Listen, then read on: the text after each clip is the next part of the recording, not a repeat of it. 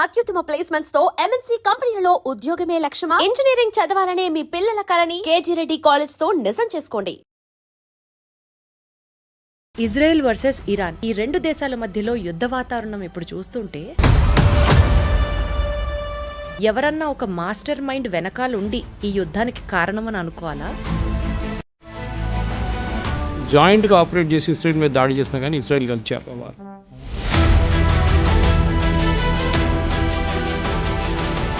Munich ఒలింపిక్స్లో 11 మంది Israeli athletes చంపారు పిఎల్లో. దాని తర్వాత పెద్ద గొడవ జరిగింది. వీళ్ళందరినీ ఎవరో చంపారో వాళ్ళందరినీ పట్టుకొని పిఎల్లో వాళ్ళు ఒక్కరి తర్వాత ఒకరు చంపారు ఇజ్రాయెల్.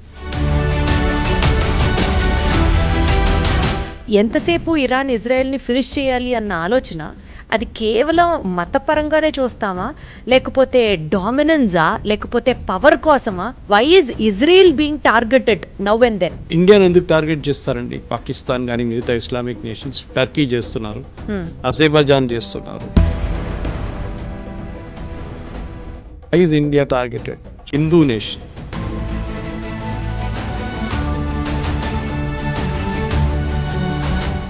ఇరాన్ దగ్గర వస్తే వీళ్ళకి భయం ఏంటంటే ఇజ్రాయెల్కి వాళ్ళు ఎప్పుడైనా వాడుకుంటారు, ఎక్కడైనా వాడుకుంటారు. హుతీస్కి ఇచ్చేస్తారు, హెజ్బుల్లాకి ఇచ్చేస్తారు, హమాస్కి ఇచ్చేస్తారు. వాళ్ళ ఎగ్జిస్టెన్స్ ఉండదు ఇజ్రాయెల్. ఎందుకంటే ఒకసారి ఒక న్యూక్లియర్ బాంబ్ వేస్తున్నారు, దాని చుట్టుపక్కల ఉన్న 1000 కిలోమీటర్ల దాకా మీరు అసలు ఉండలేరు. నెక్స్ట్ 5000 సంవత్సరాల దాకా ఉండలేరు మీరు అక్కడ.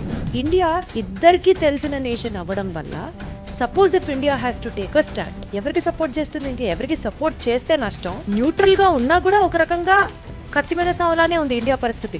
అసలు what is the future prediction for India? ఎవరికి సపోర్ట్ చేయాలి? చేస్తే ఎవరికి మంచిది? చేయకపోతే ఏం జరగబోతుంది? మనకి ఎప్పుడైనా పాజిటివ్ రిలేషన్షిప్ ఇజ్రాయెల్తోనే ఉంది. దానికోసం మొన్న SCO ఒక బాడీ ఉంది, మన బ్రెజిల్, చైనా వీళ్ళందరూ ఉన్న సోవియట్ యూనియన్లో ఉన్న ఒక బ్లాక్ ఉంది ఒకటి. అక్కడ మొన్న ఒక రెజల్యూషన్ పాస్ చేశారు ఇజ్రాయెల్ వ్యతిరేకంగా. భారతదేశం దాని నుంచి బయటకు వచ్చేసింది resolution. We didn't accept it.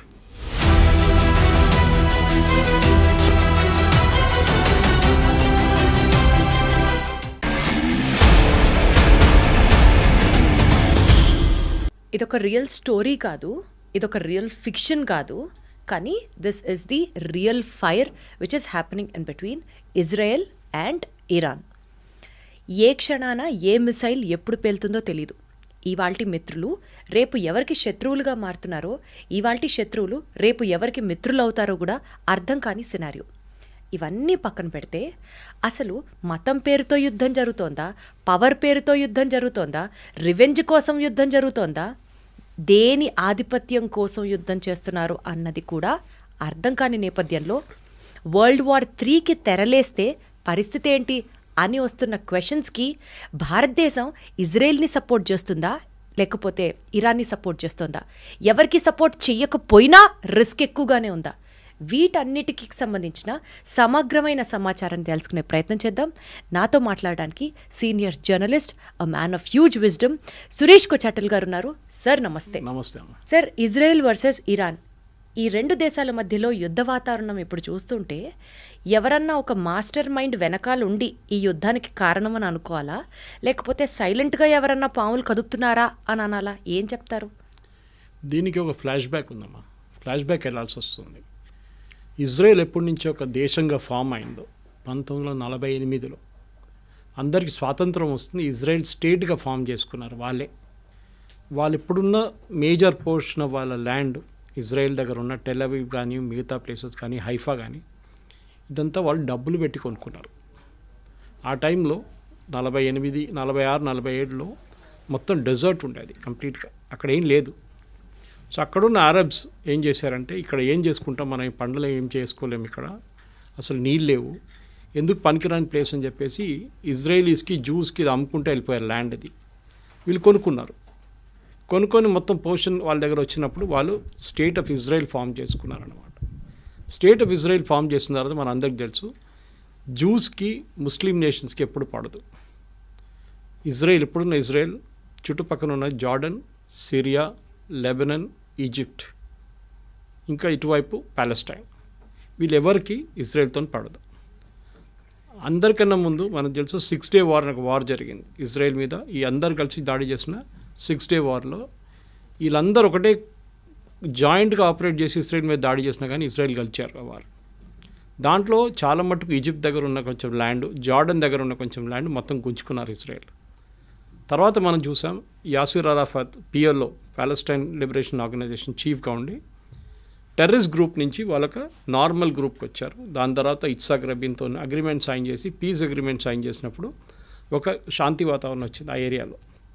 కానీ దాని ఇజ్రాయెల్ తర్వాత వర్సెస్ ఆ మిగిలిన 6 నేషన్స్కి శాంతి వాతావరణం వచ్చిందని చెప్తున్నారు. అంటే వాళ్ళందరూ వెనకకి వెళ్ళిపోయారు. పిఎల్ఓ మెయిన్గా ప్యాలెస్టైన్ లిబరేషన్ ఆర్గనైజేషన్ ఇజ్రాయెల్ని అంగీకరించారు. Israel has a right to exist అని. ఎందుకంటే అరబ్స్కి ఒక ప్రాబ్లం ఏంటంటే ఇజ్రాయెల్ అని రాష్ట్రం ఉండకూడదు. ఈ బేసిక్ ఇప్పుడున్న కూడా అదే ప్రాబ్లం. మీరు చూడండి, ఇరాన్ ఏమంటున్నారు, Israel has no right to exist. అంటే ఇజ్రాయెల్ ఒక దేశంగా ఉండకూడదు, వాళ్ళని మొత్తం వైపౌట్ చేయాలి, జ్యూస్ అనే కమ్యూనిటీ ఉండకూడదు. ఇది వాళ్ళు ఎప్పుడు కాదు, ఇది మన కింగ్ సోలమన్ టైం నుంచి వస్తున్నాం మనం. ఇన్ఫ్యాక్ట్ లోకంలో ఒకటే దేశం ఉంది, ఎప్పుడైనా జ్యూస్కి పారిపోయి వచ్చినప్పుడు వాళ్ళని రండి మా దగ్గర ఉండండి అని చెప్పడానికి లోకంలో ఒకటే దేశం ఉండే ఆ టైంలో. You talking of from the king Solomon time నుంచి, అది భారతదేశం.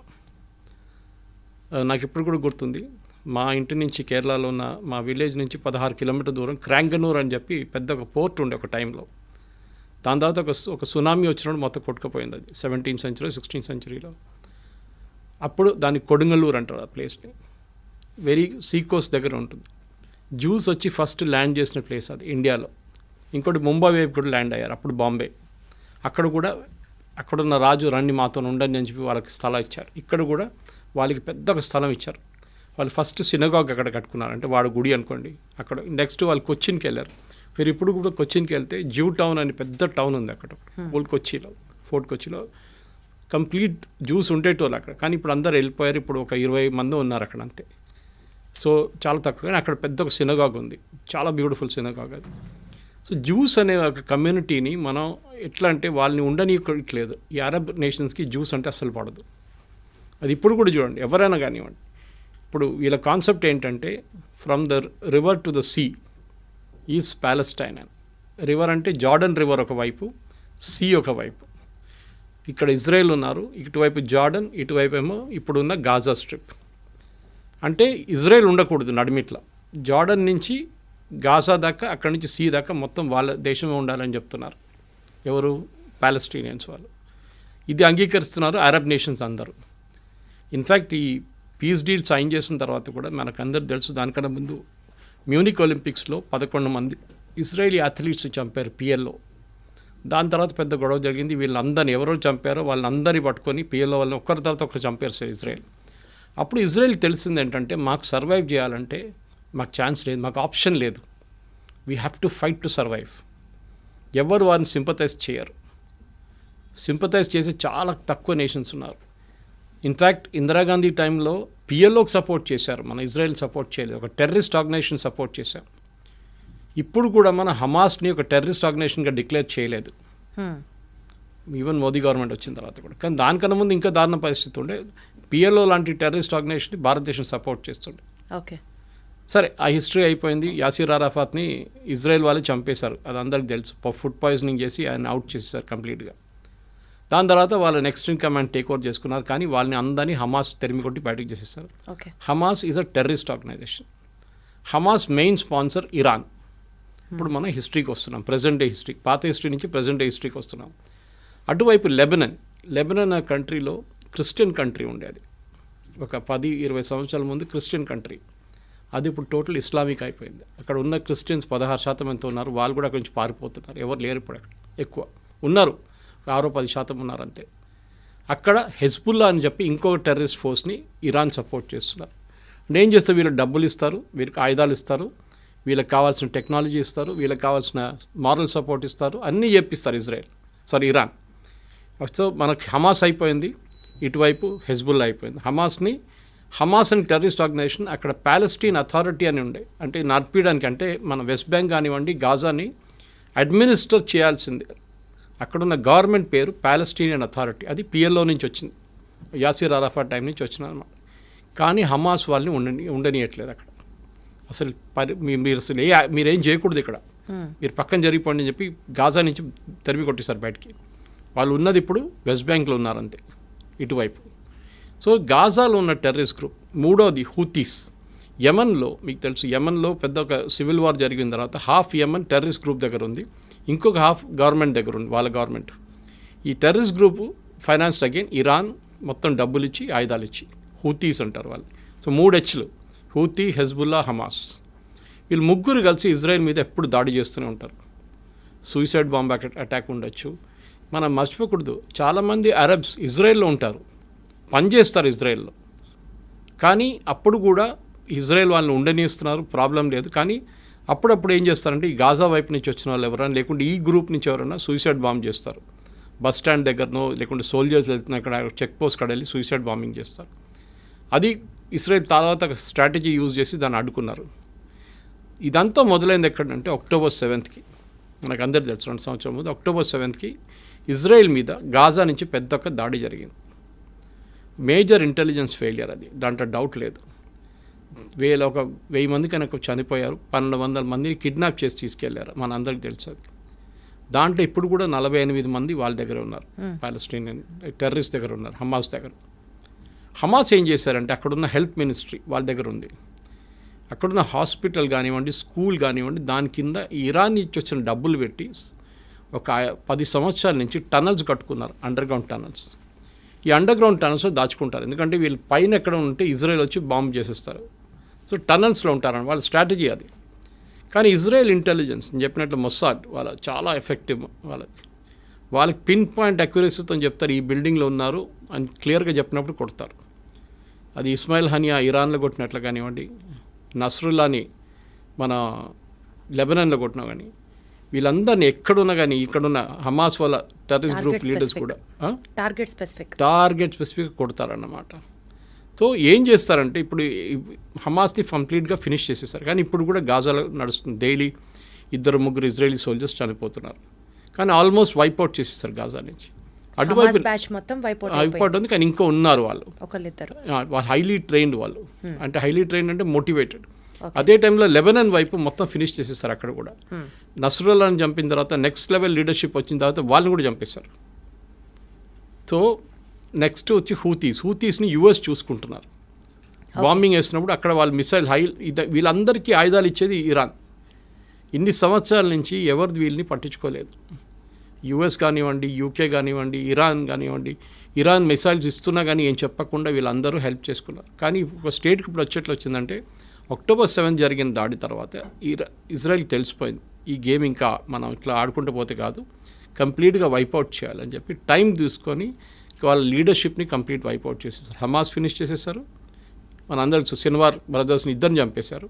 ఇటువైపు ఏమో నస్రుల్లాని చంపారు, అటువైపు ఏమో ఇస్మాయిల్ హనియాని ఫినిష్ చేసేసారు. వీళ్ళందరు లీడర్స్ కూర్చుంటుంది ఖతార్లో, అది మర్చిపోకూడదు మనం. అది ముస్లిం బ్రదర్హుడ్ కానివ్వండి, మీరు ఈ హమాస్ కానివ్వండి, లెబనీస్ మిలిషియా కానీ వీళ్ళందరూ కూర్చుంటుంది ఖతార్లో ఉంటారు. ఇరాన్ బ్యాకింగ్ ఉంటుంది.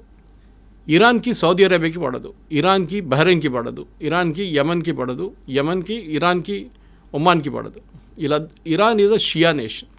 షియా నేషన్ అంటే సార్, షియా అంటే వీళ్ళ ముస్లిమ్స్లో 2 గ్రూప్స్ ఉంటారు. షియా మైనారిటీ, మన హైదరాబాద్ వైపు చాలామంది షియాస్ ఉంటారు ఇక్కడ, ఎందుకంటే నిజాం ఒరిజినలీ ఫస్ట్ పర్షియా, వీళ్ళు షియాస్ అన్నమాట. ఇక్కడ సున్నీస్ మెజారిటీ ఉంటారు, 90% ఆల్మోస్ట్ సున్నీస్ ఉన్నారు వరల్డ్ వైడ్. వీళ్ళకి ఎప్పుడు ఇద్దరికి పడదు. దే డోంట్ బిలీవ్, వాళ్ళ కాన్సెప్ట్ అలాగ ఉంటుంది, ప్రాఫెట్ మొహమ్మద్ నుంచి వచ్చే కాన్సెప్ట్ అలాగ ఉంటుంది. అది కాకుండా వీళ్ళకి అంటే ఇంకా చాలా గ్రూప్స్ ఉన్నాయి. అహ్మదియాస్ ఉన్నారు, అహ్మదియాస్ని అయితే ముస్లిమ్స్ అని అసలు అంగీకరించారు ఎవరు, షియాస్ సున్నీస్ ఇద్దరు. సో మన దగ్గర కూడా చూస్తాం, మన పాకిస్తాన్ వైపు నిన్న కూడా దాడి జరిగింది అహ్మదియాస్ మీద అన్నమాట. సో చాలా మటుకు ముస్లిమ్స్లో చిన్న చిన్న గ్రూప్స్ ఉన్నాయి, కానీ మేజర్ గ్రూప్స్లో సున్నీస్, షియా. సో ఈ షియా నేషన్ ఉన్న ఇరాన్ని వీరెవరు సీరియస్గా తీసుకోరు. ఎవరు సౌదీ అరేబియా ఉండొచ్చు కానీ మిగతా. సో వాళ్ళ ఒక బలం చూపించడానికి ఇరాన్ ఏం చేశారంటే చాలా రోజుల నుంచి, అంటే అయతొల్లా ఖొమేనీ టేక్ ఓవర్ చేసుకున్నప్పటి నుంచి 70s ఆ టైంలో దానికన్నా ముందు ఇరాన్ చాలా మోడర్న్ నేషన్ ఉండే. మీరు ఒకసారి ఆ టైం ఇరాన్ ఫోటోగ్రాఫ్స్ చూస్తే మీరు యూఎస్లో ఉన్నారా లేకుంటే ఇరాన్ అని మనకు డౌట్ వస్తుందన్నమాట. బీచ్లో బికినీ చేసుకుని తిరిగేది, పబ్స్ ఉండేది, అక్కడ చాలా మోడర్న్ నేషన్ ఉండేది షా ఆఫ్ ఇరాన్ ఉన్నప్పుడు. కానీ షా ఆఫ్ ఇరాన్ ఓవర్త్రో చేసి ఖొమేనీ వచ్చిన తర్వాత మొత్తం థియోక్రటిక్ స్టేట్ అయిపోయింది అన్నమాట. అంటే రిలీజియన్ బేస్డ్. వాళ్ళు ముస్లిం మహిళలు చదువుకోకూడదు, బుర్కాల్లో ఉండాలి, వాళ్ళు ఎవరితో బయట తిరగకూడదు, ఇట్లాంటి చాలా మటుకు స్ట్రిక్ట్ రూల్స్ తీసుకొచ్చారు వాళ్ళు. అట్లా ఉన్నప్పుడు ఏమైపోయింది, థియోక్రటిక్ స్టేట్ అయిపోయింది. కొమ్యూని చనిపోయిన తర్వాత నెక్స్ట్ కమ్యూని వచ్చారు, నడుస్తూనే ఉండే వాళ్ళ రూల్ నడుస్తుంది ఇంకా. కానీ వీళ్ళేం చేస్తారంటే వీళ్ళకి మెయిన్ ఎనిమీ ఇజ్రాయెల్ మీద దాడి చేయాలి. వీళ్ళు డైరెక్ట్గా చేయరు. నేను చెప్పిన ఈ 3 గ్రూప్తోని చేపిస్తారు, హూతీస్, హమాస్, హిజ్బుల్లా 3 హెచ్చులతో పని చేయించుకుంటారు వీళ్ళు. చాలా రోజుల నుంచి ఇజ్రాయెల్ పోన్లే అని చెప్పి ఊరుకున్నారు. కానీ October 7 జరిగిన తర్వాత their patience also ran out. వీళ్ళని వన్స్ ఫర్ ఆల్ ఫినిష్ చేసేసారని చెప్పి దిగారు వీళ్ళందరూ కలిసి. సో ఇజ్రాయెల్ గ్రేటెస్ట్ అడ్వాంటేజ్ ఏంటంటే వాళ్ళ మీద ఎప్పుడు దాడి జరుగుతూనే ఉంటుంది. నేను చెప్పాను చూడండి, 6 Day వార్ జరిగింది, ఇంకోటి యామ్ కిపూర్ వార్ అని ఇంకోటి ఉండే. వాళ్ళ హోలియెస్ట్ హాలిడే రోజు దాడి చేశారు వాళ్ళ మీద. ఇప్పుడు మన దగ్గర దివాళీ రోజో లేకుంటే దసరా రోజు మనందరం కొంచెం రిలాక్స్ అవుతాం, కానీ మన ఆర్మీ రిలాక్స్ కారు. కానీ వాళ్ళ టైంలో వాళ్ళ ఆర్మీ కూడా కొంచెం రిలాక్స్ అయిపోతారు ఆ టైంలో. చాలా ఫెస్టివల్స్ అంటే వాళ్ళు చాలా సీరియస్గా తీసుకుంటారు. అదే రోజు దాడి చేశారు, ఓమ్ కిపూర్ అని చెప్పి వాళ్ళ holiest days in their calendar అనమాట. ఆ వార్ కూడా ఇజ్రాయెల్ గెలిచారు. సో వీళ్ళకేంటంటే ఇప్పుడు ఇరాన్కి మేజర్లీ ప్రూవ్ చేయడానికి, అంటే మేము సౌదీ అరేబియా కన్నా పెద్దది, టర్కీ కన్నా మేము పెద్దవాళ్ళం అని చెప్పి వీళ్ళు మిసైల్ టెక్నాలజీని చాలా చోట్ల నుంచి కొనుక్కున్నారు. ఒకటి మెయిన్లీ నార్త్ కొరియా దగ్గర నుంచి కొనుక్కున్నారు వీళ్ళు టెక్నాలజీ అంతా. ఇంకోటి కొంచెం టర్కీ దగ్గర నుంచి కొనుక్కున్నారు. ఈ టెక్నాలజీని వీళ్ళు వాడుకున్నారు. దీని తర్వాత వీళ్ళు న్యూక్లియర్ అంబిషన్స్కి వచ్చేసారు. అక్కడే ప్రజెంట్ గొడవ అంతా మొదలైందన్నమాట. So you have to understand the historical context. దానికోసం మీకు ఫ్లాష్ బ్యాక్ అని చెప్పాను. 100% సార్, నాకు అంతా అర్థమైంది. థ్యాంక్ యూ సో మచ్ ఎంత క్లియర్గా ఎక్స్ప్లెయిన్ చేసినందుకు. ఫస్ట్ ఆడియన్స్కి కూడా హిస్టరీ తెలిస్తే ఇంకా ఎక్కువ ఫాలో అవుతారు. సార్ ఇప్పుడు కమింగ్ టు ది పాయింట్, అసలు ఇజ్రాయెల్కి ఇరాన్కి మధ్యలో ఎంతసేపు ఇరాన్ ఇజ్రాయెల్ని ఫినిష్ చేయాలి అన్న ఆలోచన, అది కేవలం మతపరంగానే చూస్తామా, లేకపోతే డామినెన్సా, లేకపోతే పవర్ కోసమా, లేదా ఆయిల్ డామినెన్స్ కోసం ప్రపంచవ్యాప్తంగా ఆయిల్ మా దగ్గర నుంచే ఉండాలి అన్న ఆ స్టేట్మెంట్ కోసమా? అసలు ఎందుకు why is Israel being targeted now and then? ఇండియాను ఎందుకు టార్గెట్ చేస్తారండి? పాకిస్తాన్ కానీ మిగతా ఇస్లామిక్ నేషన్స్, టర్కీ చేస్తున్నారు, అజర్బైజాన్ చేస్తున్నారు. Why is India targeted? Hindu nation. Okay, Hindu nation అంటారు. కానీ మన దగ్గర ఉన్న ముస్లిమ్స్ ఆఫ్టర్ ఇండోనేషియా తర్వాత మన దగ్గర అందరికన్నా పెద్ద సెకండ్ లార్జెస్ట్ ముస్లిమ్స్ ఉన్న దేశం భారతదేశం. మీరు అడిగిన మతం పరంగా కాదు ఇది బేసికలీ వీళ్ళ లాజిక్. నేను స్టార్టింగ్ మీకు ఎక్స్ప్లెయిన్ చేశాను. Israel has no right to exist. రేపు చెప్తారనుకోండి పాకిస్తాన్ భారతదేశంగా ఉండనే అసలు వాళ్ళకి అర్హత లేదు, వాళ్ళని ఫినిష్ చేసేయాలంటే మీరు ఎట్లా రియాక్ట్ అవుతారు? మా దేశం, మా ప్రాబ్లం మీకెందుకు అని చెప్పి ఇజ్రాయెల్ ఏం చేశారంటే, సరే వీ హ్యావ్ టు ఎగ్జిస్ట్. మా మీద ఆల్రెడీ 2-3 పెద్ద యుద్ధాలు జరిగినాయి మా మీద, మేము అన్నీ గెలుచుకున్నాం. ఇంకోటి అక్కడ ఒక చుక్క నీళ్ళు పడదు, వర్షం పడదు. అప్పుడు కానీ వాళ్ళ అగ్రికల్చర్లో నంబర్ 1 ప్రొడక్షన్, టెక్నాలజీలో దే ఆర్ నంబర్ 1, మిలిటరీ టెక్నాలజీలో దే ఆర్ సూపర్. వాళ్ళ ఐరన్ డోమ్ చూసాం చాలా మటుకు. మనం ఇజ్రాయెల్ గురించి చెప్తున్నాను. ఇరాన్ కాదు, ఇరాన్ అక్కడి నుంచి కొనుక్కున్నారు దొంగతనంతో. అది పాకిస్తాన్ చేసినట్లనే. పాకిస్తాన్ న్యూక్లియర్ టెక్నాలజీ జర్మనీ నుంచి దొంగతనం చేసుకుని తీసుకొచ్చిన మనిషి ఏక్యూ ఖాన్. ఆయన సెటప్ చేశారు వాళ్ళ న్యూక్లియర్ అంబిషన్స్. ఇన్ఫ్యాక్ట్ ఆ టైంలో 1980s 90sలో ఇజ్రాయెల్ ఆఫర్ చేశారు ఇండియాకి, మేము పాకిస్తాన్ దగ్గర ఉన్న న్యూక్లియర్ టెక్నాలజీని మొత్తం ధ్వంసం చేస్తాం, ఇప్పుడు ఇలాగా ఇరాన్ మీద చేస్తున్నాడు, దాడి చేస్తామంటే అప్పుడున్న కాంగ్రెస్ గవర్నమెంట్ ఒప్పుకోలేదు. ఆలోచించండి, అప్పుడు చేస్తుంటే మనకి థ్రెట్టే ఉండదు పాకిస్తాన్ దగ్గర. సరే దాని పక్కన పెడదాము. ఇరాన్ కేసులో ఏమైందంటే, ఇరాన్కి న్యూక్లియర్ టెక్నాలజీ వాళ్ళ చేతికి దొరికింది, వాళ్ళకి యురేనియం దొరికింది, ఇంపోర్ట్ చేసుకోవచ్చు మీరు for peaceful purposes.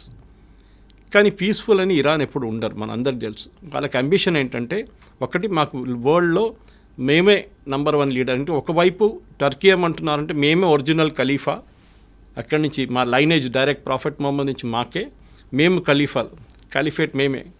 ఒటువైపు Saudi Arabia ఏమంటున్నారు, హోలియెస్ట్ సైట్స్ మా దగ్గర ఉంది, మెక్కాన్ మదీనా మా దగ్గర ఉంది, we are the original Muslim Islamic nation. ఇంకోవైపు పాకిస్తాన్, మన అసీం ముని స్టేట్మెంట్ చూసుంటారు, we are the second after Saudi Arabia, మేమే సెకండ్ లార్జెస్ట్ ఇస్లామిక్ నేషన్ అంటున్నారు. ఇప్పుడు ఇరాన్ అంటున్నారు మేమేం చేయాలి, మేము కూడా మా పవర్ చూపించాలని చెప్పి వీళ్ళు న్యూక్లియర్ ప్రాసెసింగ్ స్టార్ట్ చేశారు. ఆల్రెడీ వాళ్ళ దగ్గర బ్యాలిస్టిక్ టెక్నాలజీ ఉంది. బ్యాలిస్టిక్ అంటే మీకు ఒక 100 కిలోమీటర్ నుంచి 500-600 కిలోమీటర్ కొట్టచ్చు మీరు. ఇప్పుడు 1000 కిలోమీటర్ కూడా ఉంది, మిసైల్స్ కొట్టచ్చు. కానీ మిసైల్స్ని మీరు ఒకటి అమ్యునిషన్ పెట్టి పంపించవచ్చు, ఇంకోటి న్యూక్లియర్ వెపన్ పెట్టి పంపించవచ్చు. న్యూక్లియర్ వెపన్ ఎవరు వాడరు, ఉంటుంది, దమ్కి ఇవ్వడానికి ఉంటుంది అంతే, నా దగ్గర ఉంది చూడు అని చెప్పడానికి, పాకిస్తాన్ చేసినట్లు మనం బ్లఫ్. మోదీ గారు అన్న వీ కాల్ దట్ బ్లఫ్ అన్నారు.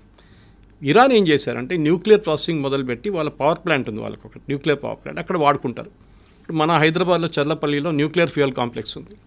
మనం బయట నుంచి తెప్పించుకున్న యురేనియం అంతా, అది కాకుండా మన దగ్గర ఉన్న కొంచెం యురేనియం వాడుకొని దాన్ని ప్రాసెస్ చేసి రాడ్స్లో తయారు చేసి మన కల్పాకం కానివ్వండి, మిగతా మన కైగా లాంటి అటామిక్ పవర్ ప్రాజెక్ట్స్కి పంపిస్తాం. ఓకే, అక్కడ వాళ్ళు దాన్ని న్యూక్లియర్ పవర్గా వాడుకుంటారు, న్యూక్లియర్ పవర్ జనరేట్ చేయడానికి వాడుకుంటారు. దానికి ఒక ప్యూరిటీ లెవెల్ ఉంటుంది.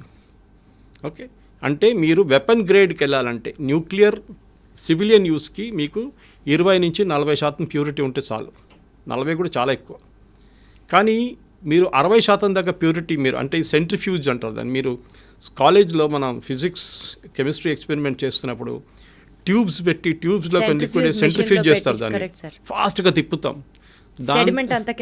దాని నెక్స్ట్ టెక్నాలజీ చాలా advance technology, same centrifuge technology nuclear యురేనియంలో యూజ్ చేస్తారు ప్యూరిటీ తీసుకురావడానికి.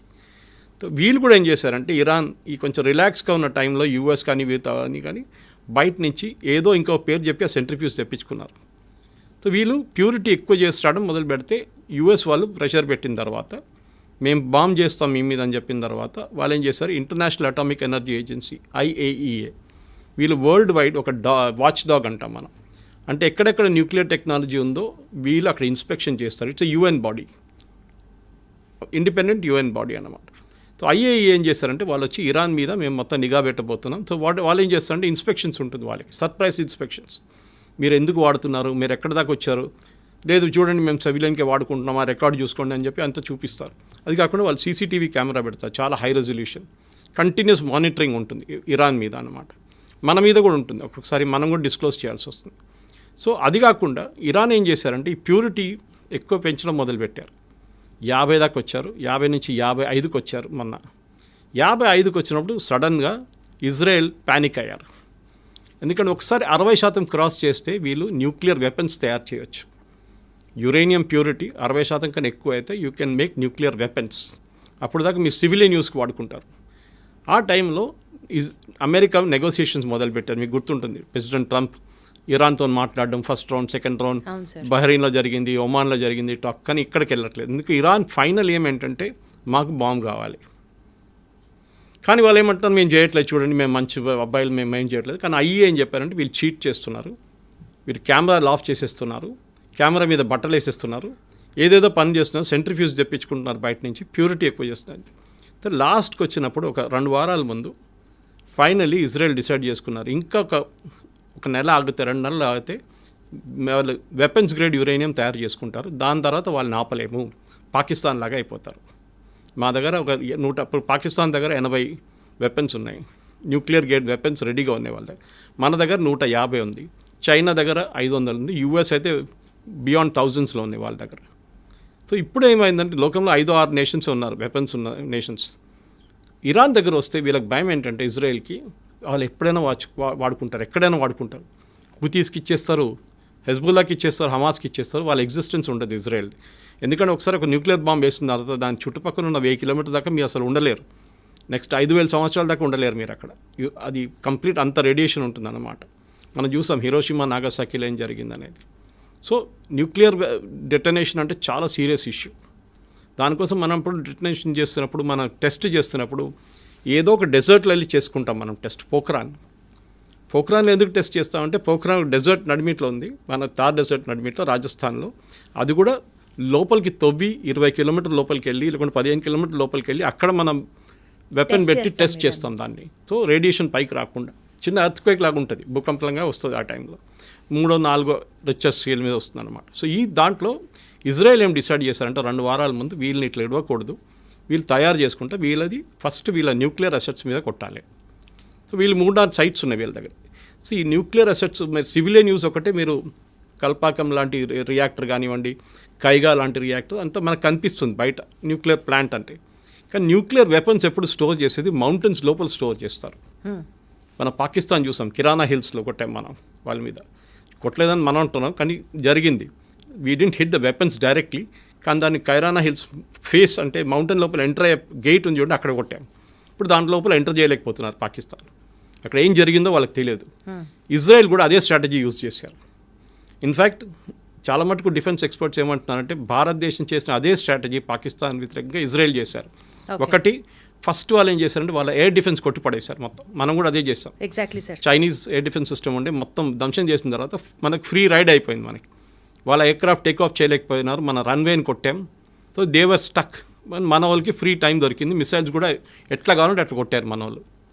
కానీ ఇప్పుడు ఏం జరిగింది, ఇజ్రాయెల్ కూడా అదే చేశారు ఇరాన్ మీద. కానీ ఇరాన్ దగ్గర ఒక అడ్వాంటేజ్ అంటే పాకిస్తాన్ దగ్గర కాకుండా వాళ్ళ దగ్గర మిసైల్స్ చాలా ఉన్నాయి. ఓవర్ ద ఇయర్స్ ఈ హమాస్ హూతీస్కే వాళ్ళు ఆల్మోస్ట్ 40,000, వీళ్ళు హెజ్బుల్లాకి ఆల్మోస్ట్ 30,000-40,000 మిసైల్స్ ఇచ్చారు వాళ్ళు.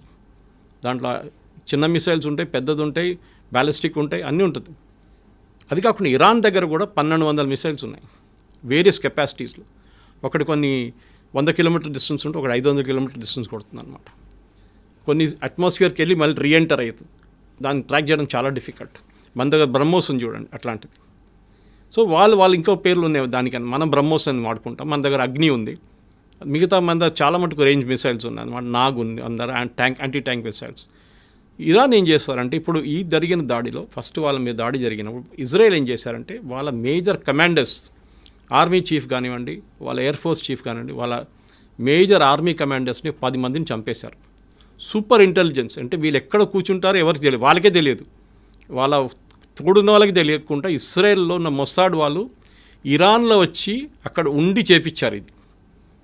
ఇప్పుడు మీకు ఇక్కడ వచ్చే ముందు రికార్డింగ్ ఒకటి వింటున్నాను. వీళ్ళ మొబైల్ ఫోన్స్ ట్రాక్ చేశారంట. అప్పుడు వీళ్ళు ఏం చేశారు, మొబైల్ ఫోన్ ఆఫ్ చేసి పెట్టేస్తారు. మీరు మొబైల్ ఫోన్ ఆఫ్ చేస్తే మిమ్మల్ని ఎవరు ట్రాక్ చేయలేరు టెక్నికల్గా. కానీ అది కూడా ఇజ్రాయెల్ దగ్గర టెక్నాలజీ ఉందంట. మొబైల్ ఆఫ్ చేస్తే పెడితే కూడా టెక్నాలజీ మీ మొబైల్ ట్రాక్ చేస్తారంట. So Israel is super duper smart టెక్నాలజీలో వాళ్ళని. అది కాకుండా ఇంటెలిజెన్స్లో మొసాడ్ లాంటి ఏజెన్సీని ఈవెన్ అమెరికన్ సిఐ పనికిరాదు. They are super. ఇప్పుడు కాదు, ఫస్ట్ టైం కాదు. వాళ్ళ మ్యూనిక్ ఒలింపిక్స్లో 11 మంది అథ్లీట్స్ని చంపిన వాళ్ళు 8 మంది వచ్చి చేశారు. మెయిన్ టెర్రరిస్ట్ 8 మందిని వాళ్ళు చంపారు. తర్వాత ఒక్కరినైతే ఒక 20 సంవత్సరాల తర్వాత వెళ్ళి బ్రెజిలియన్ జంగిల్లో వెళ్ళి కొట్టారు. ఆలోచించండి. మొసాడ్ ఇస్ చాలా సూపర్. వాళ్ళు చాలా ప్లేసెస్లో అసాసినేషన్ చేశారు ఇలా ఎనిమీస్ మీద అనమాట. ఇజ్రాయెల్ ఎనిమీస్ ఎక్కడకుండా వాళ్ళ మీద చేశారు. అది కాకుండా ఇప్పుడు జరిగిన మొన్న దాంట్లో ఫస్ట్ వీళ్ళ ఆర్మీ లీడర్షిప్ మొత్తం కొట్టేశారు. న్యూక్లియర్ సైంటిస్ట్ని చంపేశారు. దీనికన్నా ముందు కూడా చేశారు. ఈవెన్ యూఎస్ చేశారు. సొలైమానీ బాంబింగ్ ఒకటి ఉండే, ఫేమస్ బాంబింగ్ ఒకటి, అక్కడ కూడా వాళ్ళు చేసింది అదే. ఇప్పుడు మన హెజ్బుల్లా బాంబింగ్ చూసాం. హెజ్బుల్లాది మీటింగ్ జరుగుతున్నప్పుడు నస్రుల్లాని కొట్టారు. అది కూడా బంకర్ 3 ఫ్లోర్ల కింద. బంకర్ బస్టర్ బాంబ్ అంటారు దాన్ని. అంటే బాంబు పైనుంచి డ్రిల్ చేసుకుంటూ పోతుంది. డ్రిల్ చేసి వెళ్ళి కింద ఎక్కడ ఉందో అక్కడ వెళ్ళి కంప్లీట్ బ్లాస్ట్ అయిపోతుంది అనమాట. షాక్తో చనిపోతారు, మంటలేమి ఉండదు. ఈవెన్ నసరుల్లా బాడీ అట్లనే దొరికింది ఇంటాక్ట్. ఈ డైడ్ ఆఫ్ షాక్. ఇజ్రాయెల్ మనకు అదే బాంబు బాలాకోట్లో ఇచ్చారు. బాలాకోట్ బాంబింగ్ భారతదేశం చేసినప్పుడు మన పుల్వామా అటాక్ తర్వాత వీ డిడ్ బాలాకోట్, వాళ్ళ టెర్రరిస్ట్ గ్రూప్ మీద అటాక్ చేసాం పాకిస్తాన్లో. మనకు వాడిన బాంబు బంకర్ బస్టర్ బాంబు. ఇప్పుడు ఇజ్రాయెల్ దగ్గర ఆ బాంబులు లేవు అన్నప్పుడు మనం ఇజ్రాయెల్కి ఇచ్చాం. మన దగ్గర అదే అడగబోతున్నాను సార్. ఇప్పుడు ఇండియాకి diaspora is there with Israel and Iran. And తెలియకుండానే ఇందాక కూడా మీరు అంటున్నారు కాంగ్రెస్ గవర్నమెంట్లో మనం తెలియక ఇరాన్ సపోర్టెడ్ హమాస్ గ్రూప్స్ని మనం కూడా టెర్రరిస్ట్ కాదు అనుకుంటూ but we're still supporting there. India ఇద్దరికీ తెలిసిన నేషన్ అవ్వడం వల్ల suppose if India has to take a stand, ఎవరికి సపోర్ట్ చేస్తుంది ఇండియా? ఎవరికి సపోర్ట్ చేస్తే నష్టం? న్యూట్రల్గా ఉన్నా కూడా ఒక రకంగా కత్తి మీద సావలానే ఉంది ఇండియా పరిస్థితి. అసలు what is the future prediction for India? ఎవరికి సపోర్ట్ చేయాలి? చేస్తే ఎవరికి మంచిది? చేయకపోతే ఏం జరగబోతోంది? ఇద్దరికి బ్యాలెన్స్ చేయాల్సి వస్తుందండి. మనకి ఎప్పుడైనా పాజిటివ్ రిలేషన్షిప్ ఇజ్రాయెల్తోనే ఉంది.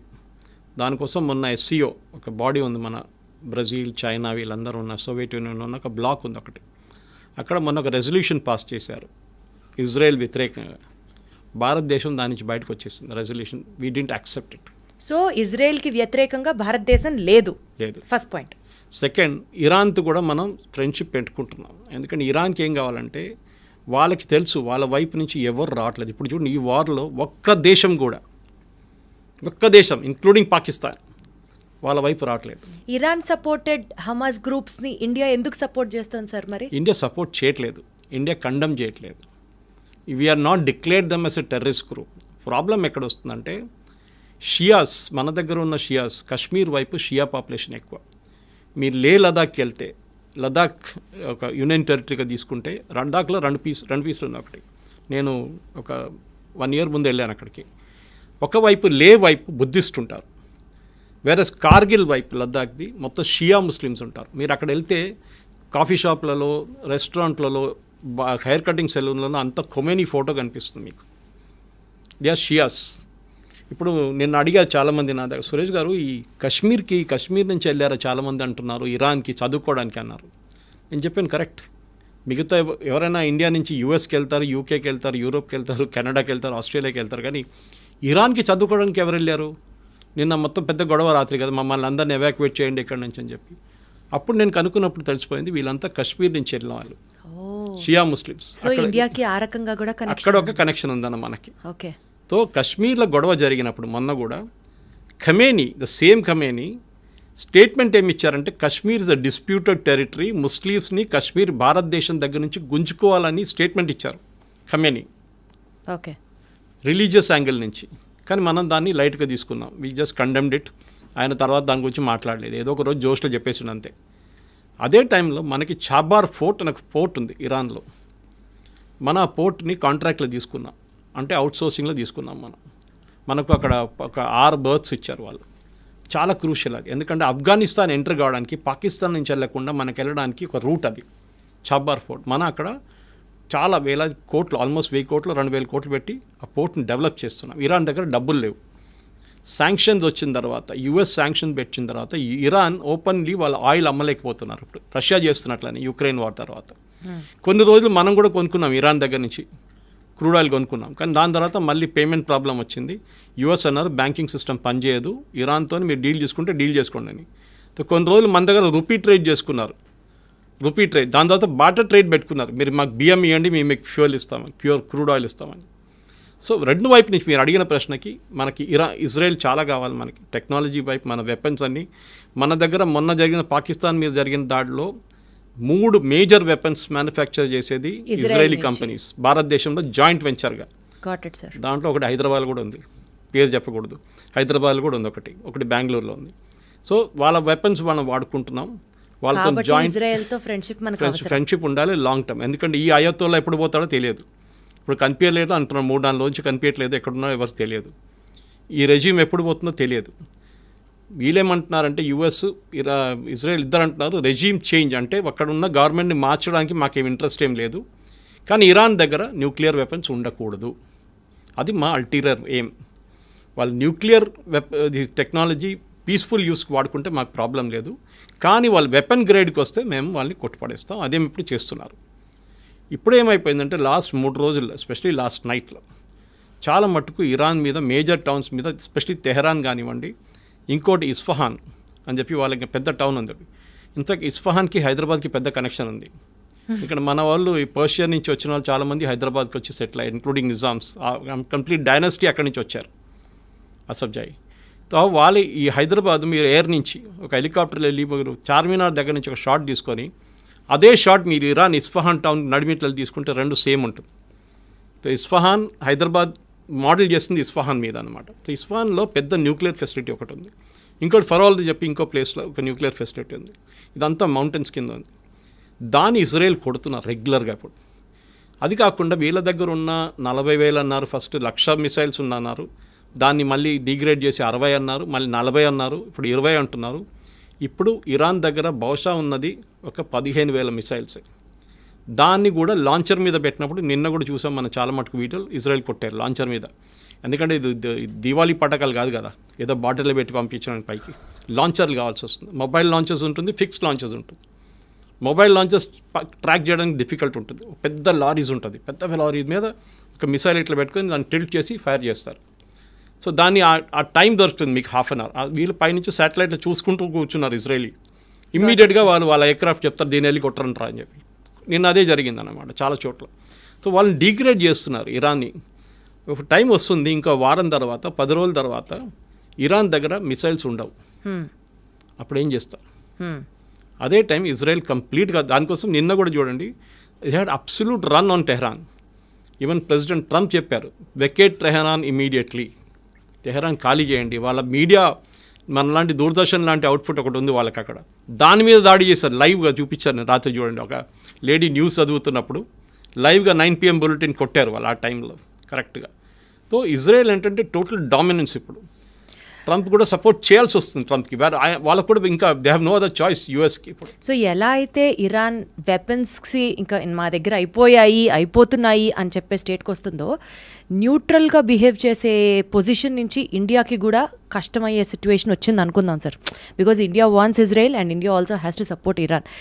ఏదో ఒక పాయింట్లో మేము న్యూట్రల్గా ఉండలేము అని అనుకున్న టైంలో భారతదేశానికి స్పెసిఫిక్గా హిడెన్ సైబర్ అటాక్స్ దగ్గర నుంచి, ఆయిల్ ప్రైసెస్ విపరీతంగా పెరిగిపోవడం దగ్గర నుంచి ఎకానమీ కొలాప్స్ అవ్వడానికి కూడా ఆస్కారం ఉందా? లేదు. ఎందుకంటే ఆయిల్ ట్రేడ్లో ఇరాన్కి అంత పెద్ద షేర్ లేదు ఇప్పుడు, ఎందుకంటే వాళ్ళ మీద బ్యాన్ ఉంది కంప్లీట్గా. కానీ స్ట్రెయిట్ ఆఫ్ హోర్మూజ్ అంటాం మనం, ఒకవైపు సౌదీ అరేబియా, ఇంకోవైపు యమన్, ఒమాన్, వీళ్ళందరూ నడిమించి ఇరాన్ పక్క నుంచి ఒక స్ట్రెయిట్ ఆఫ్ హోర్మూజ్ అని చెప్పి చిన్న ఒక వాటర్ వే ఉంది. దాని నుంచి ఆల్మోస్ట్ 60% వరల్డ్ ఆయిల్ అక్కడి నుంచి ఫ్లో అవుతుంది. ఆయిల్ పెద్ద పెద్ద ట్యాంకర్లో. ఇరాన్ దానికి ఆపారనుకోండి మొత్తం కొలాప్స్ అయిపోతుంది ఆయిల్ మార్కెట్. కానీ ఒకవేళ ఆయిల్ మార్కెట్ ఒకటి గుర్తుపెట్టుకోవాలి మనం, ఇప్పుడు రేపటికోసం ఇవాళ కొనాం మనం. నెక్స్ట్ 1 yearకు ఉన్న కాంట్రాక్ట్ మనం సైన్ చేసుకుంటాం ఆల్రెడీ. మనని కాదు, ఏ దేశమైనా. ఇప్పుడు సౌదీ అరేబియా కానివ్వండి, అరామ్కో కానివ్వండి, అట్లాంటి కంపెనీస్తో ఒక నెక్స్ట్ 1 year 2 yearsకి అగ్రిమెంట్ ఇప్పుడే సైన్ చేసుకుంటాం. పర్ బ్యారెల్ మాకు $60, $62, $70, లేకుంటే $55, డిఫరెంట్ వేరియేషన్స్ ఉంటుంది క్రూడ్కి. లైట్ క్రూడ్, స్వీట్ ఆయిల్ అంటారు, బ్రెంట్ క్రూడ్ అంటారు, చాలా వేరియేషన్స్ ఉంటుందన్నమాట. మనం అగ్రిమెంట్ సైన్ చేసుకుంటాం, తెప్పించుకుంటాం, దాన్ని రీఫైన్ చేసుకుంటాం. రీఫైన్ చేసి మనం ఇండియన్ ఆయిల్ కానీ, భారత్ పెట్రోలియం కానీ వీరందరూ తీసుకెళ్ళి వాళ్ళ బంక్లో ఫిలప్ చేసుకుంటారు. సో రేపటికి వచ్చే వారానికి ఎప్పుడు మనం క్రూడ్ కొనాం. మనకి ఇప్పుడు ప్రాబ్లం కూడా జరిగింది అనుకోండి, దాని ఇంపాక్ట్ ఒక 6 నెలల తర్వాతనే ఉంటుంది, ఇప్పుడు ఉండదు. అది కాకుండా భారతదేశం దగ్గర యూఎస్ చేసినట్లనే మనం కూడా మోదీ గవర్నమెంట్ వచ్చిన తర్వాత స్ట్రాటజిక్ రిజర్వ్స్ అని చెప్పి ఒక కాన్సెప్ట్ పెట్టాం. అంటే మంగళూరు వైపు, ఇంకోటి వైజాగ్ వైపు ఉందనుకుంటే, ఎక్కడని చెప్పట్లేదు, పెద్ద అండర్ గ్రౌండ్ ట్యాంకర్స్ తయారు చేసుకున్నాం మనం. ట్యాంక్స్ పెద్దది, చాలా పెద్దది. అక్కడ ఏం చేసుకుంటాం అంటే ఒక రిజర్వ్, ఒక నెల కోసం ఉన్న క్రూడ్ ఆయిల్ అక్కడ రెడీగా పెట్టుకుంటాం మనం. దాంట్లో ఎంత పెద్ద గొడవ జరిగినా కానీ మనకు 2 నెలల రోజులు నడిపించడానికి మన దగ్గర క్రూడ్ ఆయిల్ ఉంటుంది. సో ఆ ప్రాబ్లం ఉండదు. So we will never have a problem of crude oil problem. అది కాకుండా మన దేశం ఎకానమిక్ క్రాష్ అస్సలు ప్రసక్తే లేదు. ఎందుకంటే Iran is not a major power. Okay, అది మనం గుర్తుపెట్టుకోవాలి. ఇరాన్ దగ్గర ఉన్నది ఒకటి ఆయిల్ ఒక్కటే వాళ్ళ దగ్గర, ఇంకోటి వాళ్ళ దగ్గర ఉన్న మిసైల్ స్ట్రెంగ్త్, అది ఇప్పుడు చాలా మటుకు డిగ్రేడ్ అయిపోయింది కంప్లీట్గా. సార్ ఇప్పుడు బేసికల్గా ఇరాన్ దృష్టిలో ఇజ్రాయెల్ అనే ఒక నేషన్ ఎగ్జిస్ట్ అవ్వకూడదు అని ఒక డామినెన్స్ కోసం స్టార్ట్ చేసిన ఫైట్లో యుఎస్, యూకే, చైనా, ఈ 3 నేషన్స్లో సార్ ఏది అడ్వాంటేజ్ తీసుకొని ఆ మంటలో నిప్పులో ఆజ్యం పోయడం అంటారు చూడండి, ఆ ఆజ్యం పోసే దేశం ఏది? అండ్ పీస్ పేరుతో సైలెంట్గా పవర్ని గ్రాప్ చేసే స్కెచ్ ఏ దేశం వేస్తుంది సార్? మీరు యూకే, యుఎస్, ఇజ్రాయెల్ ఒక్కటే కలిసి పనిచేస్తున్నారు. ఎందుకంటే ఇప్పుడు ఇరాన్ నుంచి ఫైర్ చేసిన మిసైల్స్ మొన్న కూడా దాంట్లో 30% మిసైల్స్ని కొట్టిపడేస్తుంది యూకే, యుఎస్ అని కాకుండా ఈవెన్ జార్డన్ ఫైటర్ ఎయిర్క్రాఫ్ట్. మిగతా ఐరన్ డోమ్కి వచ్చేదాకా, ఇజ్రాయెల్ దగ్గర వచ్చేదాకా 70% మిగిలింది. దాంట్లో కూడా వాళ్ళు ఆల్మోస్ట్ 90% కొట్టిపడేశారు, 10% మిస్ అయిపోతుంది. ఇప్పుడు మనం కూడా మన పాకిస్తాన్ జరిగినప్పుడు మీరు చూస్తుంటారు, ఆకాశంలో కొడుతున్న షాట్స్ ఉన్నాయి చూడండి, అదే జరుగుతుంది. మన దగ్గర ఉన్న ఐరన్ డోమ్ S-400, అది కాకుండా దాని తర్వాత నెక్స్ట్ మన దగ్గర ఆకాష్ తీర్ ఉంది, దాని తర్వాత యాంటీ ఎయిర్క్రాఫ్ట్ గన్స్ ఉంది. నడిమిట్లో ఒక 5-6 ఉన్నాయి మిసైల్ రేంజెస్. ఇజ్రాయెల్ దగ్గర డేవిడ్ స్లింగ్ అని ఒకటి ఉంది, that is beyond 200 to 300 kilometers వచ్చే మిసైల్స్ తీసుకుంటుంది. దగ్గరకు వచ్చిన 100 kilometers ఇది మన వాళ్ళ ఐరన్ డోమ్ చూసుకుంటుంది అనమాట. అది కాకుండా పేట్రియట్ అని చెప్పి ఇంకో ఎక్స్టెండెడ్ రేంజ్ 500 kilometers ఇంకోటి ఉంది వాళ్ళది, అది అమెరికన్ టెక్నాలజీ. ఇది 3 వాడుకోండి. అది కాకుండా అమెరికా థాడ్ అని చెప్పి వాళ్ళకి ఒక సిస్టమ్ ఉంది, THAD, అది మన S-400 లాగా అనమాట. దాన్ని కూడా అమెరికా ఒక సెట్ తీసుకొచ్చి ఇజ్రాయెల్లో పెట్టారంట, చెప్పట్లేదు దాని గురించి, మాట్లాడలేదు. అంటే US is silently supporting Israel, has to and is doing it also. Trump చాలా క్లియర్గా చెప్పారు నిన్న కూడా, we're not fighting this war, but at the same time we're not backing out Israel, we're supporting Israel. ఎందుకంటే Israel అనే ఒక community, ఈ Jewish community, US అని కాదు, లోకంలో ఎక్కడైనా they are the most powerful community. Finance వాళ్ళ చేతిలో ఉంటుంది, మీడియా వాళ్ళ చేతిలో ఉంటుంది. యుఎస్లో కూడా అంతే. ఏ యుఎస్ పొలిటీషియన్ కూడా జ్యూస్ని ఇగ్నోర్ చేయరు. ఓకే, ఆ పరిస్థితి ఇప్పుడు మన భారతదేశంలో డయాస్పోరా ఉన్నారు చూడండి, మనం ప్రొఫెషనల్స్, మన డాక్టర్స్ కానీ ఇంజనీర్స్ కానీ ఉంటాం, వాళ్ళది కాదు, వాళ్ళు మీడియా కంట్రోల్ చేస్తారు. ట్రంప్ ఎక్కువ రిలీజ్ చేస్తే ట్రంప్ని దింపేస్తారు, బైడెన్ దింపినట్లు. ఆ పవర్ ఇజ్రాయెల్కి ఉంది. ఇజ్రాయెల్ అని కాదు, జ్యూస్కి ఉంది. వాళ్ళు ఏ దేశంకైనా వెళ్ళండి, మీరు జ్యూస్ ఉంటారు అక్కడ. మన ఎప్పుడు జోకింగ్లు చెప్తారు, ఎక్కడ పోతే మలయాళీలు కనిపిస్తారు, కేరళ నుంచి ఉన్న వాళ్ళు ఈవెన్ మూన్లో కనిపిస్తారు, అదేలాగా ఇజ్రాయేలీలు కూడా కనిపిస్తారు, జ్యూస్ కనిపిస్తారు. కరెక్ట్ అది. And what about UK and China sir? China ఇప్పుడు ఏం చెప్పారండి, UK is part of this deal anyway. Okay, దాంట్లో డౌట్ లేదు. యూకే ఇస్ విత్ ఇజ్రాయెల్ అనమాట. వాళ్ళు చిన్న చిన్నగా చేసుకుంటారు. US is with Israel, China ఎవరికి సపోర్ట్ చేస్తుందో చైనా ఎవరు చేయట్లేదు ఇప్పటికి.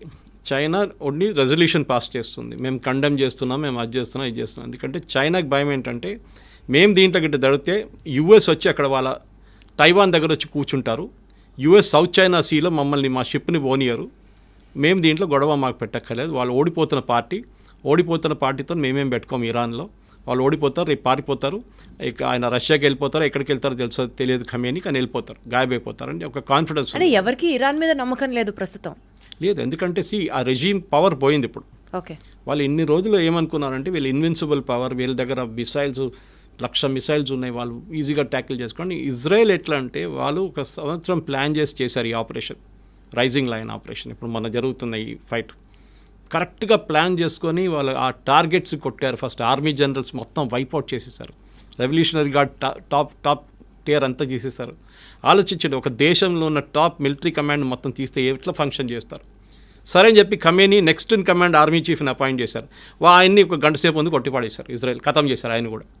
ఇప్పుడు ఆలోచించండి, భయపడతారు, కొత్తని పెడితే వాడిని కొట్టేస్తారు. సినవార్ అదే అయింది, సినవార్ చనిపోయినప్పుడు వాళ్ళు ఇజ్రాయెల్ చంపిన తర్వాత వాళ్ళ బ్రదర్ని అపాయింట్ చేశారు, వాడిని 6 నెలలలోపు వాడిని కూడా కొట్టేశారు. అదే సార్, ఇజ్రాయెల్ మాస్టర్ మైండ్తో చూసుకుంటే ఇది కేవలం ఇజ్రాయెల్ వర్సెస్ ఇరాన్లో చూడాలా, లేకపోతే is this paving a way for third world war? Third world war ఇక్కడ జరగదండి, it's only a concept. First world war, second world war ఎందుకు జరిగింది?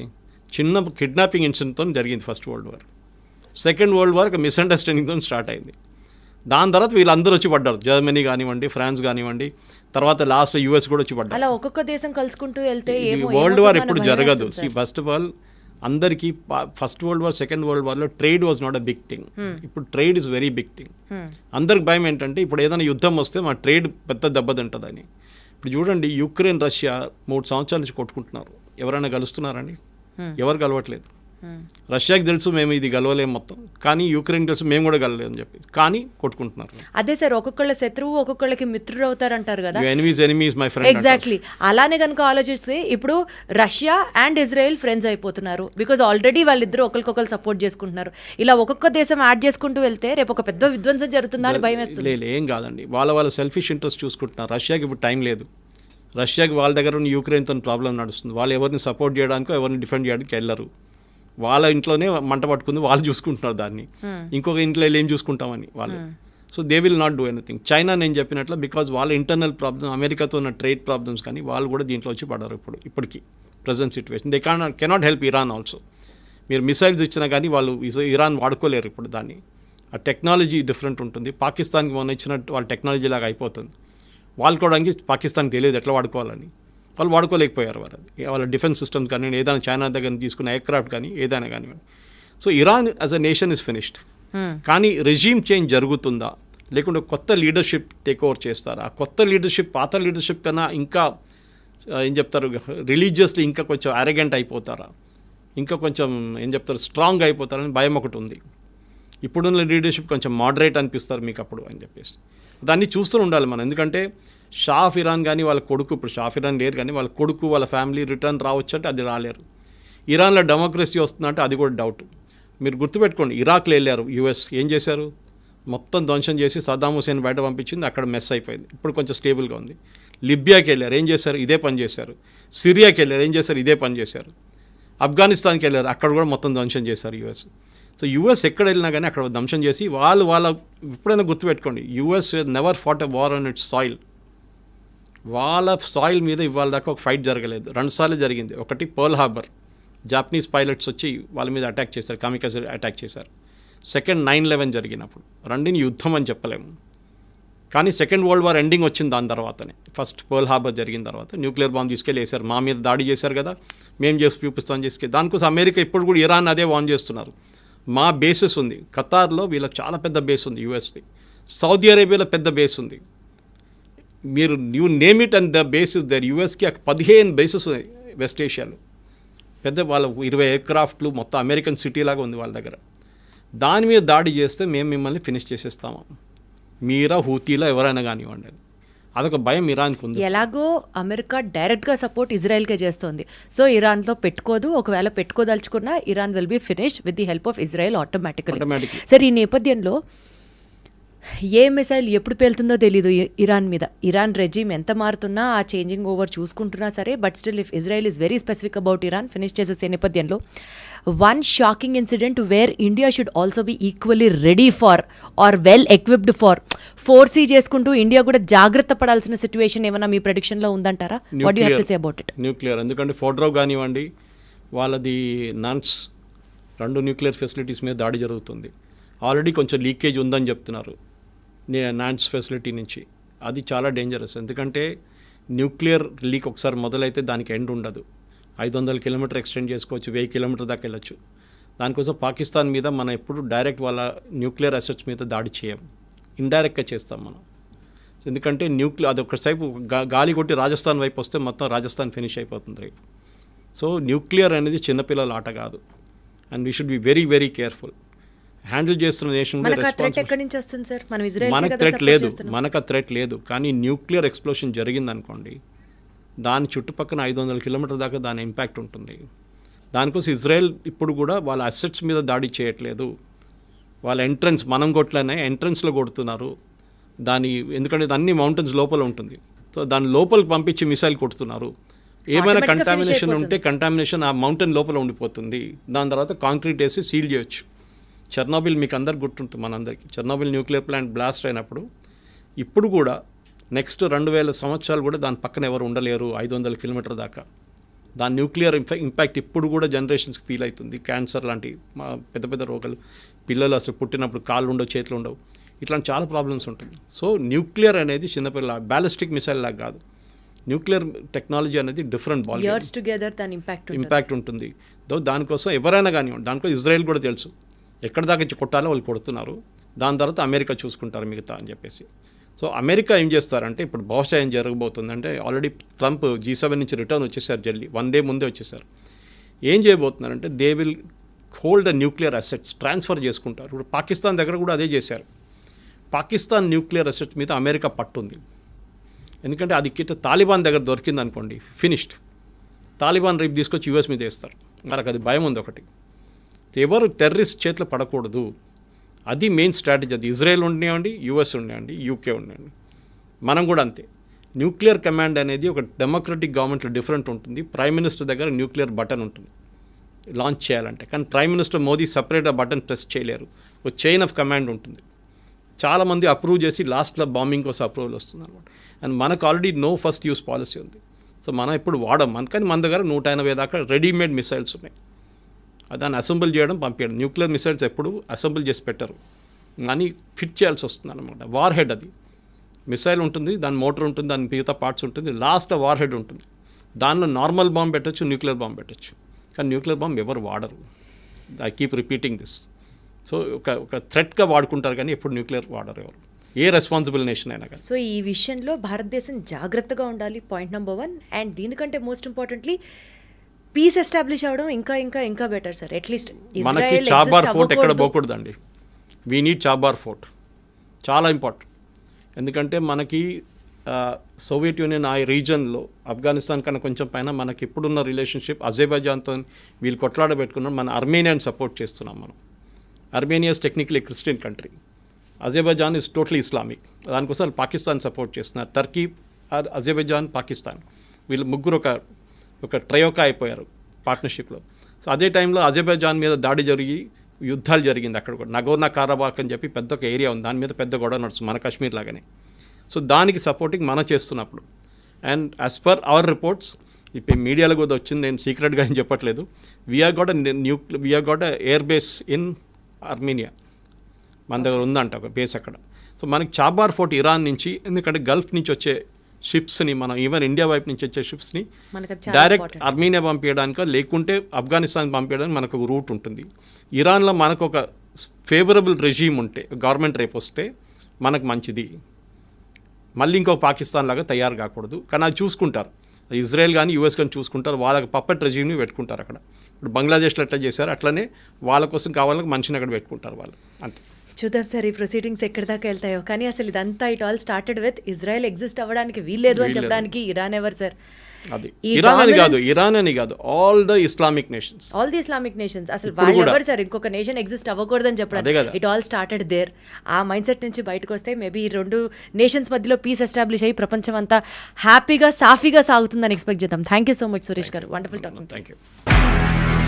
నిజంగా ప్రస్తుతం ఉన్నటువంటి సమాజం దేనికి ప్రయారిటీ ఇస్తుంది? ఆర్థిక సంబంధాల చుట్టూ మాత్రమే తిరుగుతోంది. మళ్ళీ ఎన్నికలంగానే చాలా విరక్తి కలుగుతున్నాను. మంచి అనిపిస్తుంది కదా, లేడీస్ కూడా ఛాలెంజింగ్ జాబ్స్ చేసినప్పుడు చాలా బాగుంటది. ట్రాఫిక్ అసిస్టెంట్స్ గా నియమించిన ట్రాన్స్జెండర్స్ అందరితో సాల్యూట్ చేయించుకుంటున్నారు. ఫుడ్ డెలివరీ ఇవ్వటానికి వెళ్ళినటువంటి డెలివరీ బాయ్ అనిల్ పై కళ్ళ ముందు పెళ్ళండి